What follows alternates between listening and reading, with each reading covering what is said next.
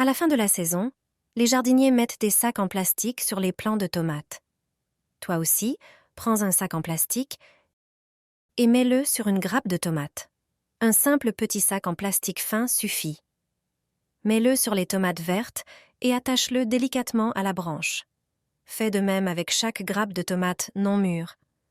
C'est un simple truc à essayer à la fin de la saison, quand il manque de chaleur et de soleil.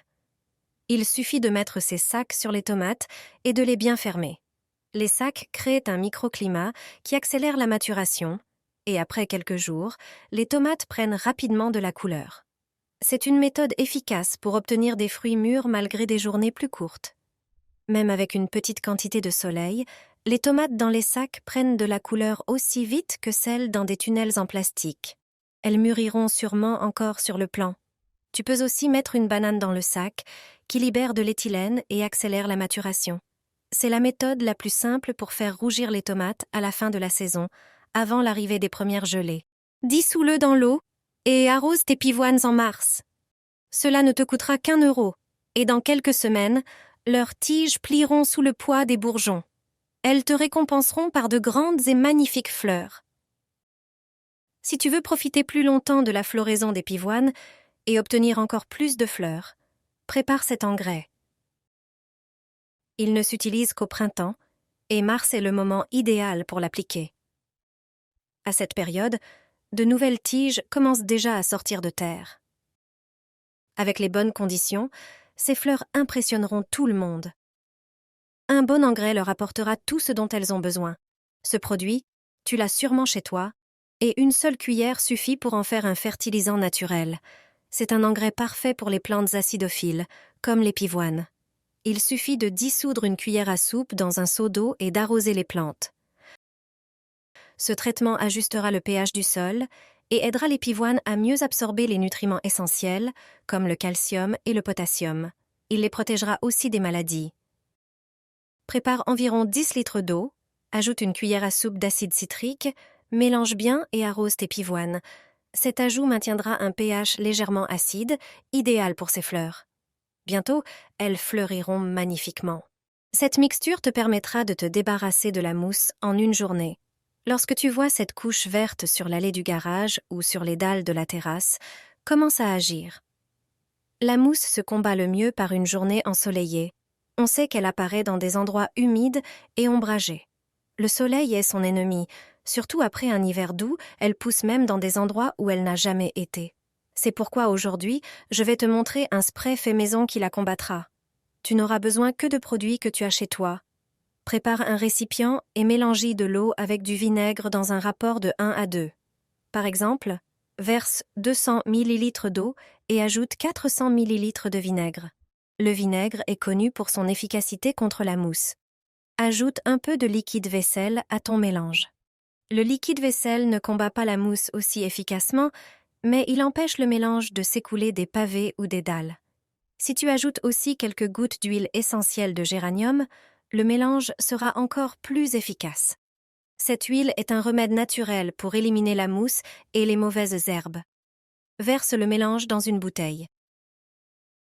Pulvérise l'endroit où se trouve la mousse. Comme je l'ai mentionné précédemment, il est préférable de le faire par une journée ensoleillée. Le soleil accélérera tout le processus d'élimination de la mousse. Le lendemain, il suffit de balayer, et les dalles seront propres. Faites tremper l'ail dans l'eau pour qu'il développe des racines. Ainsi planté en terre, il poussera plus vite. Voici une méthode pour enraciner l'ail rapidement. Pour chaque tête d'ail, préparez une bouteille en plastique. Enlevez les premières pelures des têtes d'ail, puis coupez les extrémités des gousses avec un couteau. Faites cela même si des pousses vertes sont déjà apparues. Cette technique stimule la croissance et accélère l'enracinement. Coupez la partie supérieure des bouteilles en plastique et retournez-les pour créer un support. Versez de l'eau dans ces bouteilles préparées et plongez-y les têtes d'ail, la base devant être immergée. Changez et ajoutez de l'eau quotidiennement. Placez l'ail sur le rebord d'une fenêtre, mais pas en plein soleil. Après quelques jours, des racines solides et des jeunes pousses apparaîtront. Entre 1 à 2 semaines, l'ail sera prêt à être planté. Séparez les gousses enracinées. Vous verrez que les racines sont magnifiques. Si vous attendez un peu plus longtemps, l'ail commencera même à former des têtes. Pour une étape supplémentaire, trempez l'ail dans un bol d'eau avec un peu de sel pendant 15 minutes. Le sel protège contre les nuisibles et prévient les maladies fongiques. Séchez-le ensuite. Plantez une partie de l'ail dans des pots pour le garder à l'intérieur, sur le rebord d'une fenêtre. Le reste peut être planté dans le jardin. Personnellement, je plante l'ail sur des journaux, mais je vous expliquerai cette méthode dans une prochaine vidéo. Suivez-nous pour en savoir plus. Autrefois, tout le monde avait cette plante sur le rebord de la fenêtre. Elle possède des propriétés médicinales précieuses et est très facile à cultiver. Il suffit de bouger légèrement ses feuilles pour que l'air de la maison commence à diffuser une belle odeur. L'anginca, ou Pelargonium odorant, est une plante oubliée par beaucoup de personnes. Grâce à ses propriétés médicinales, elle est très appréciée des herboristes. Elle peut être utilisée pour traiter les rhumes, les inflammations et les migraines. Dans cette vidéo, je vais te montrer comment l'utiliser. Place une feuille de cette plante dans ton oreille. L'inflammation et la douleur disparaîtront. C'est un moyen naturel de traiter l'inflammation. Elle tue les bactéries et les virus tout en réduisant les gonflements. Elle a un effet analgésique et anti-inflammatoire.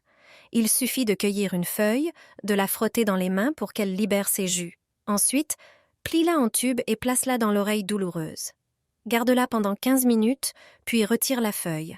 Cela devrait apporter un soulagement. Répète cette opération plusieurs fois jusqu'à ce que la douleur disparaisse. Les feuilles de l'anginca peuvent également être utilisées pour faire une teinture médicinale. Prends une poignée de feuilles, coupe-les en petites bandes. Cela permettra aux feuilles de libérer leur jus. Mets-les dans un bocal et couvre-les avec une tasse de vodka. Mélange bien et laisse reposer pendant 2 semaines dans un endroit sombre et frais. N'oublie pas de secouer le bocal tous les jours. Après ce temps, filtre les feuilles et verse la teinture dans une bouteille stérilisée. Cette teinture est utilisée pour traiter les douleurs rhumatismales et les rhumes. Une tisane à base de ces feuilles peut faire des merveilles. L'anginca soulage les symptômes des infections des voies respiratoires supérieures. Je cueille les feuilles et les mets dans une tasse. J'ajoute quelques clous de girofle et je verse de l'eau chaude.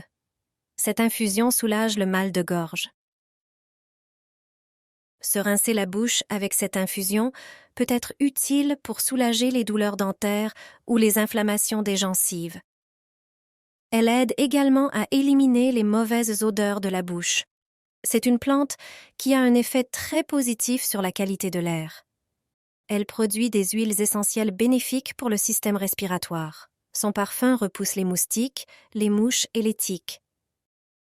Placée sur le balcon ou sur le rebord de la fenêtre de la cuisine, elle fera en sorte qu'ils évitent ta maison. Si cette vidéo t'a plu, laisse un like.